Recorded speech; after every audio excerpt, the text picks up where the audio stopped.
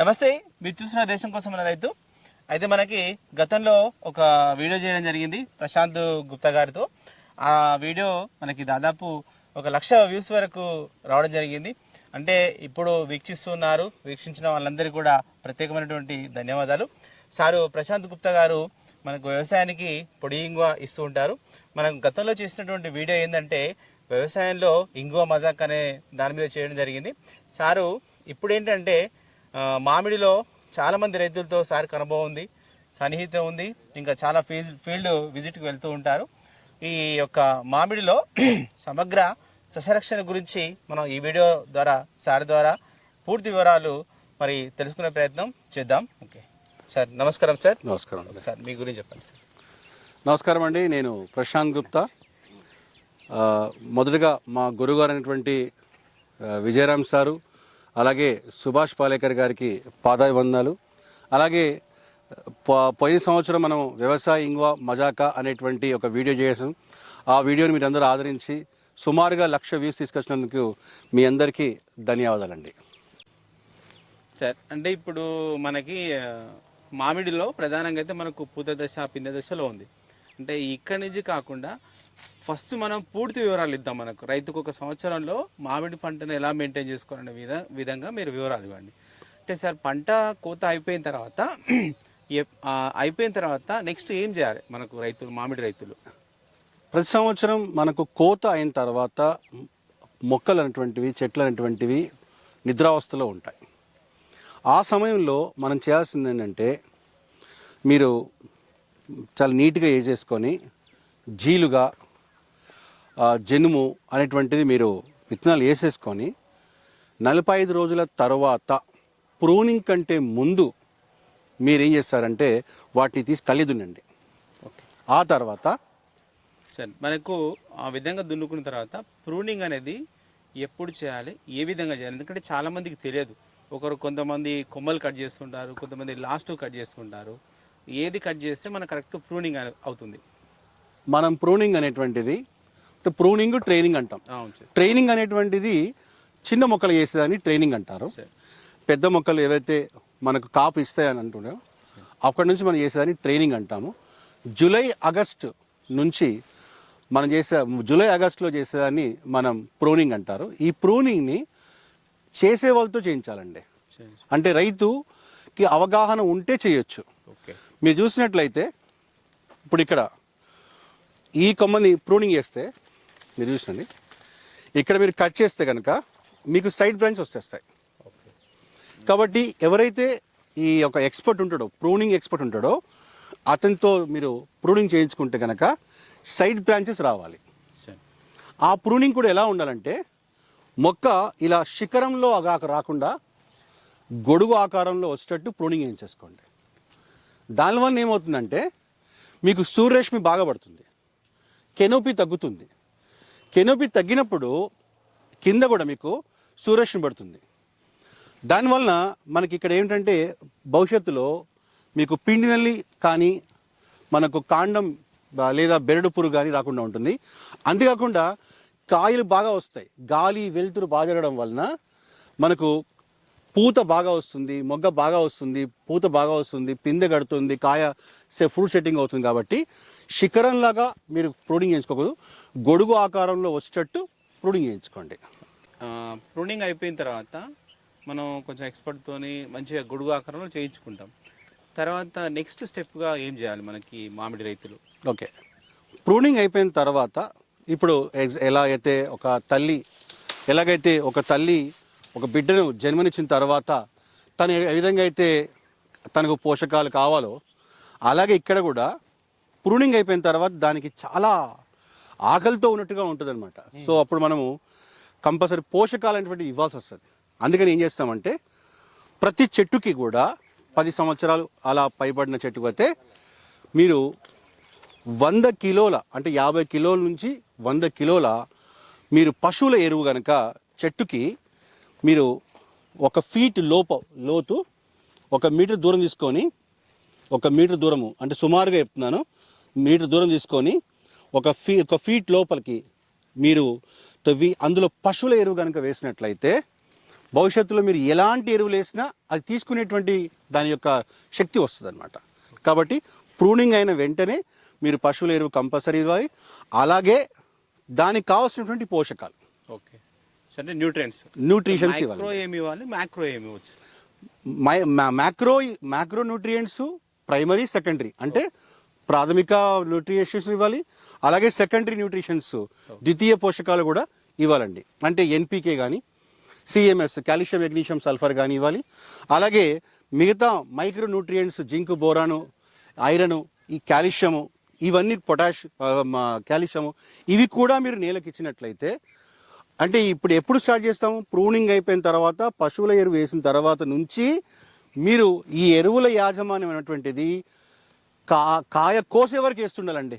Okay, కాయ కోసే వరకు. ఎందుకంటే ప్రతి దగ్గర దానికి అవసరం, పోషకాలు అవసరమే ఉంటాయి. అవును సార్. ఆ పోషకాలని ఎలా అందించాలనేదే ఒక సబ్జెక్ట్. మళ్ళీ సార్, అంటే మనకి ప్రూనింగ్ అయిపోయిన తర్వాత ఏంటంటే మనకి పొలం కూడా నీట్గా ఉంటుంది, ఎలాగో ప్రూనింగ్ చేస్తాం కాబట్టి. మనం అంతర పంటగా ఏమైనా వేసుకునే అవకాశాలు ఉంటాయా? ప్రూనింగ్ అయిపోయిన తర్వాత అంతర పంటగా మీరైతే అల్లము, పసుపు వేసుకోండి. ఇది అంతర పంటగా వేసుకునేది. Okay sir. వేసుకొని పంట కూడా తెలుసుకోవాలండి. అవును సార్, చెప్పండి. ఎందుకంటే నేలను నిస్సారం చేసేటువంటివి వేసుకోకూడదు. చెరుకు, మొక్కజొన్న వేసుకోకూడదు. అలాగే కందిని ఆశించేటువంటి పురుగులు ఉంటాయి కాబట్టి కంది కూడా వేసుకోవద్దండి. ఓకే. అయితే మనకి ఎలాగో అంటే నీరు మనకు అదంతా వర్షాకాలం నడుస్తూ ఉంటుంది. అంటే నీళ్ళు అనేటివి మనం ఎప్పుడు ఇవ్వాలి, ఎప్పుడు ఇవ్వకూడదు? నీటి యాజమాన్యం వచ్చేసరికి మీరు చూసినట్లయితే వర్షాకాలంలో మనం చెప్పకుండా వాటర్ వచ్చేస్తాయి కాబట్టి మనం దాన్ని ఎవరేం చేయలేం. మీరు నీరు అనేటువంటిది ఇప్పుడు ఒక మొగ్గకు 2 నెలలు ముందు ఆపేసేయండి, వాటర్ ఆపేసేయండి. అయితే ఇక్కడ ఆపడం అంటే అది రైతు తన యొక్క స్వీయ అనుభవంతో చేసుకోవాల్సింది అనమాట. అయితే కొంతమంది ఏంటంటే పూర్తిగా మానేస్తారండి. అలా పూర్తిగా మానేసినా కానీ మొక్క కూడా కష్టమే. అందుకనే తేమ శాతం నేలలో ఎలా ఉంది చూసుకోవాలి మీరు. అయితే కొద్దిమంది ఇప్పుడు ఎలా ఉందంటే నీటి యాజమాన్యం సబ్జెక్టు విషయానికి వచ్చినట్లయితే చాలా డెప్త్. నేను కూడా అందులో చిన్నపిల్లగాడిని. అప్పుడు దాంట్లో కొద్దిమంది ఏం చేస్తారంటే, సార్ ఇంకా మాకు మొగ్గ రాలేదు, మేము నీళ్ళు పెడతామండి అంటారు. పెట్టండి, కానీ చాలా చాలా తక్కువ. ఎలా అంటే ఇప్పుడు నీళ్ళు తీసుకొని అక్కడికి వచ్చిన తర్వాత చల్లినట్టుగా ఉండాలి. అలా అంటే ఎక్కువ ఇవ్వకూడదు, బురదగా ఇవ్వకుండా తక్కువ మోతాదులో మీరు మొగ్గకు 2 నెలల ముందు ఇవ్వచ్చు. ఒకవేళ మొగ్గ రాలేదండి ఇంకా మాకు అంటే అప్పుడు కూడా మీరు నీళ్ళు ఇవ్వచ్చు. అలాగే మొగ్గ దాటిన తర్వాత, మన పూత దాటిన తర్వాత పిందె కట్టే టైంలో ఒకసారి ఇవ్వాలి. అలాగే కాయ కోయడానికి 25 రోజుల ముందు కూడా మీరు నీరు ఇవ్వాలండి. ఎందుకంటే కాయ కోసడానికి ముందు మీరు 20 రోజుల ముందు ఎందుకు ఆపాలి అంటే, కాయ కోసడానికి కూడా ముందు కూడా మీరు ఒక 5 రోజుల ముందు ఇచ్చారనుకోండి, కాయలో నీరు ఎక్కువైపోతుంది, తీపిదనం తక్కువైపోతుంది. అలాగే దాని యొక్క నిల్వ సామర్థ్యం కూడా తగ్గిపోతుంది. కాబట్టి కాయ కోయడానికి 25 రోజుల ముందు నీరుని ఆపేసేయండి. 3 దశలుగా ఇస్తామండి. ఒకటి మొగ్గ ముందు ఇచ్చేసేయండి. అలాగే పిందె దశలో ఒకసారి ఇవ్వండి, ఫ్లవరింగ్ టైంలో ఇవ్వకండి. ఆ తర్వాత మీరు కాయ కోయడానికి ముందు ఒక 20 రోజుల ముందు ఇచ్చేసేయండి అంతే. అంటే మనకు మామిడికి చీడపీడ అనేది మనకు ఏ దశలో ఆశిస్తుంది, అంటే దాని యొక్క నివారణ అనేది మనం ఎలా చేసుకోవాలి, పెస్ట్ కంట్రోల్ అనేది ఎట్లా ఉండాలి? ఓకే, ఈ పెస్ట్ మేనేజ్మెంట్ విషయానికి వచ్చినట్లయితే మనకి ఇక్కడ ఎక్కడైతే లేత కొమ్మలు స్టార్ట్ అవుతుంటాయో, ఇప్పుడు ఇక్కడ లేత కొమ్మలు లేవండి, ఈ ఫామ్లో లేత కొమ్మలు లేవు. లేత కొమ్మలు అంటే బహుశా వేరే దగ్గర చూశాను, అక్కడ లేత కొమ్మలలో శాప్ ఉంటుంది, రసం ఉంటుంది. ఆ రసాన్ని ఆశించేటువంటి పురుగులు తేనె మంచు పురుగే కావచ్చు, లేదా తర్వాత మనకు త్రిప్స్ కావచ్చు. ఇలాంటి అన్నీ కూడా మనకు లేత ఆకుల దగ్గర నుంచి స్టార్ట్ అయ్యి మొగ్గలో ఉంటుంది, అలాగే పూతలో ఉంటుంది, అలాగే బఠానీ సైజు నుంచి కాయ కోత దశ వరకు కూడా ఉంటాయి. కాబట్టి ఇంటిగ్రేటెడ్ పెస్ట్ మేనేజ్మెంట్ సిస్టంలో మనకు తెలుసు, లేత ఆకులు వచ్చాయంటే కంపల్సరీ పెస్ట్ కూడా వస్తుంది అని తెలుసు మనకు. కాబట్టి అప్పుడు మనం సస్యరక్షణ చర్యలతో పాటుగా మనం పెస్ట్ మేనేజ్మెంట్ కూడా చేసుకోవాలండి. ఉదాహరణకు నాకు రైతు ఫోన్ చేసి ఏమంటాడంటే, సార్ మాకు తేనె మంచు పురుగు అంటే రసం పీల్చు పురుగు, సకింగ్ పెస్ట్. ఇది ఏం చేస్తుంది? ఈ తేనె మంచు దీన్ని తేనె మంచు పురుగు అన్నాం. అదొక్కటే తేనె వదలదండి, పిండి కూడా తేనె లాంటి పదార్థాలు వదులుతుంది. అలాగే త్రిప్స్ కూడా తేనె లాంటి పదార్థాలు వదులుతుంది. ఈ తేనె లాంటి పదార్థాన్ని విసర్జించడం వలన దాన్ని ఆశించేటువంటి పురుగులు మరీ వస్తాయి. కాబట్టి కంపల్సరీ లేత ఆకుల దగ్గర నుంచి మీరు తప్పకుండా పెస్ట్ మేనేజ్మెంట్ వేయండి. ఉదాహరణకు మా ఇంగువతోటి తయారేసేటువంటి ఒక సుదర్శన్ చక్రం ఉంది. అది కనుక మీరు లేత ఆకుల దగ్గర ఇచ్చారనుకోండి, ఆ స్ప్రే వేసారనుకోండి, మీకు అలాంటి ప్రాబ్లం రాదు. ఇప్పుడు ఇక్కడ చూడండి, గాల్స్ వచ్చాయి. ఇప్పుడు ఇది మీరు తీసేయాల, ఇలాంటివి తీసేసుకోవాలా చాలా జాగ్రత్తగా, పూత రాలకుండా. మీ ఇంకోటి సబ్జెక్ట్ ఏంటంటే పూత రాలిపోతుందని కూడా ఒకటి అంటారండి మనకు. ఈ పూత రాలిపోతుందండి, ఏమైనా పెస్ట్ వచ్చిందా అంటుంటారు. వీటిని సార్ మీరేం చేయాలంటే ఒక కవర్ తీసుకొని ఇలాంటివి గాల్స్ ఉంటాయి కదా, తీసేసుకొని కాల్చేసేయాలి బయట. ఇక్కడ పడేస్తున్నాను, పట్టుకోండి అట్లా. అంటే కాబట్టి ఈ పూత రాలుతుంది అంటారు. 99% మగ పూతనే ఉంటుంది, ఓన్లీ 1% పూత మనకు ఆడపూత ఉంటుంది. కాబట్టి మనకు ఎంత ఆ వచ్చిన పూత అంతా కూడా కాయగా మారితే చెట్టు అసలు ఉండదండి, చెట్టు ఇలా పడిపోతుంది. కాబట్టి మగ పూత ఎక్కువ ఉంటుంది, అది రాలిపోయినా మీరు ఏం కంగారు పడద్దు, దాని గురించి ఏం టెన్షన్ పడద్దు. ఆడపూత మనకు ఉంటే చాలా దాన్ని కాపాడుకునే ప్రయత్నం చేయాలండి. కాబట్టి అక్కడ సస్యరక్షణ చర్యల్లో ఏంటంటే మీరు స్టిక్కీ ప్యాడ్స్ పెట్టుకోండి. అలాగే ఫ్రూట్ ఫ్లై ట్రాపర్స్ కూడా పెట్టుకోండి, పండుగకు వచ్చేటువంటివి కూడా పెట్టుకోండి. అలాగే కాయతొలుచు పురుగు లాంటివి సంబంధించినటువంటి కొన్ని లైట్ ట్రాప్స్ అంటాం కదా, అవి కూడా లింగాకర్షణ బుట్టలు పెట్టుకోండి. ఇలాంటివి చేయడం వలన మనకు పూత అనేటువంటిది డ్యామేజ్ కాకుండా ఉంటుంది. సార్ మనకి అంటే ఇంకా కాయ దశ వచ్చిన తర్వాత అంటే మనకు కాయ మధ్య సైజు రావాలన్నా అంటే ఇంకేమన్నా మనం న్యూట్రియంట్స్ కానీ లేకపోతే అంటే సూక్ష్మ పోషకాలు కానీ అట్లాంటివి ఏమైనా ఇవ్వచ్చా మనం? అది ఓకేనా, రైట్. కాయ బాగా రావాలంటే ఫస్ట్ మొగ్గలో మనకు ఆకుపచ్చ మొగ్గ, పసుపచ్చ మొగ్గ, అలాగే ఆకుపచ్చ పూత, తెల్ల పూత, మళ్ళీ మనకు పిందెలు, ఫ్రూట్ సెట్టింగ్, పిందె నుంచి బఠానికి మా నిమ్మకాయ సైజు, ఇలాంటి అన్ని దశలలో రావాలి అంటే మనకు స్థూల పోషకాలు, సూక్ష్మ పోషకాలు అనేటువంటివి అవసరం. అవి మనకి ఏంటంటే panchagavya, fish amino acid, bio enzymes అనేటువంటి పండ్ల జ్యూసు, అలాగే ఇంగువ పుల్లటి మజ్జిగ ద్రావణము, అలాగే మనకు సుదర్శన చక్రము అనేటువంటి ఒక పెస్ట్ మేనేజ్మెంట్వి అవి ఇస్తూ, తర్వాత ఈ గోకృపామృతము, ఆ తర్వాత వేస్ట్ డీకంపోజర్ OWDC, ఇవన్నీ కూడా ఇవ్వడం వలన మొక్కను కాపాడుకున్న వాళ్ళం అవుతాము. ఇవన్నీ ఇస్తేనే మొక్క బాగా ఎదుగుతుంది. అలాగే నా దగ్గర ఆర్గానిక్లో నేను రైతులు నాకు ఫోన్ చేసినప్పుడు చెప్తాను, ఎందుకంటే ఈ వీడియోలు చెప్పలేకపోతున్నాను. ఆర్గానిక్లో పొటాష్, ఆర్గానిక్లోనే ఐరన్, ఆర్గానిక్లోనే కాల్షియము. ఎవరైతే ఎందుకంటే ఈ మ్యాంగో మీద అత్యధికంగా ఖర్చులు పెట్టకండి, ఎందుకంటే మనకు చెప్పలేం ఇప్పుడు కూడా. కాబట్టి ఖర్చులు తగ్గించుకునే దిశలో రైతు ఎప్పుడు ఉండాలి. కాబట్టి సేంద్రియ వ్యవసాయంలోనే నేను మొత్తం మామిడి అని చెప్తలేను, సాధ్యమైనంత వరకు మీరు సేంద్రియ వ్యవసాయానికి చేయండి. అందులో దానికి మనకు కాల్షియంకి ఉంది, మెగ్నీషియంకి ఉంది, మాలిబ్డంకి ఉంది, తర్వాత పొటాష్కి ఉంది, ఓకేనా. ఇలాంటి అన్నీ కూడా ఉన్నాయి, కానీ NPK మొత్తం ఉంది.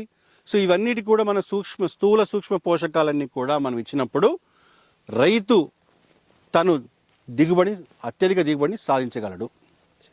అంటే మనకి కోతకు వచ్చినప్పుడు అంటే ఏ దశలో మనం కట్ చేసుకోవాలి, మార్కెట్ అనేది ఎట్లా చేసుకోవాలి?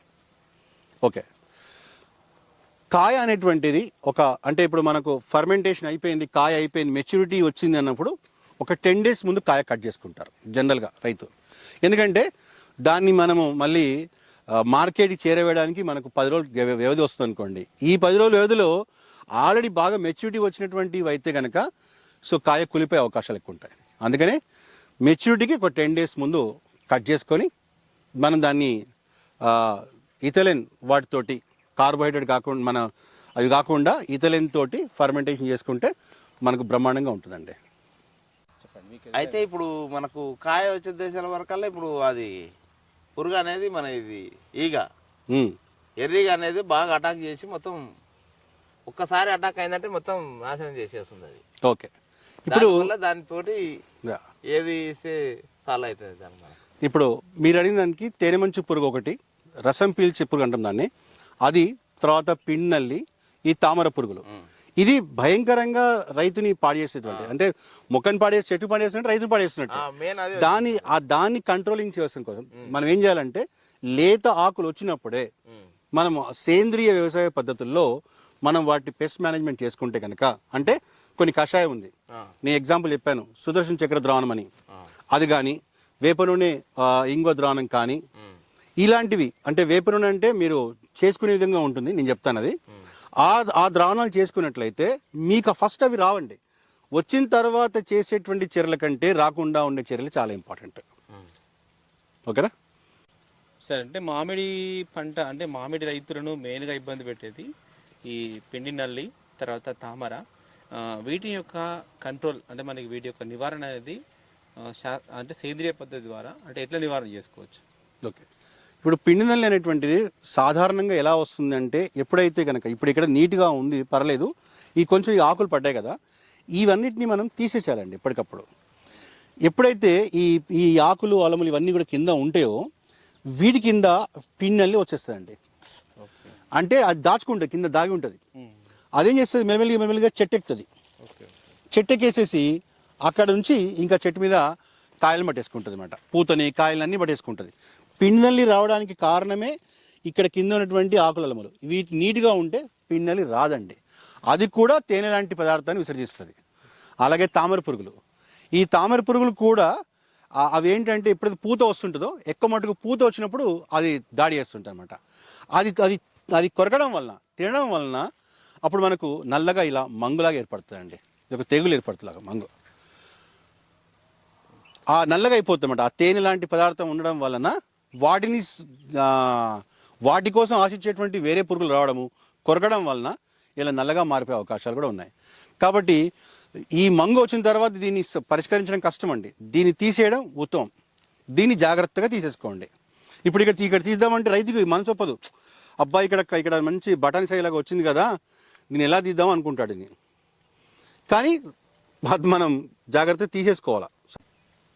నాకు రైతులతో ఉన్నటువంటి సాన్నిహిత్యం, అనుబంధం దృష్ట్యా కొన్ని ఫీల్డ్ విజిట్ల విషయంలో తెలుసుకున్న సబ్జెక్ట్ని నేను మీకు ఇచ్చానండి.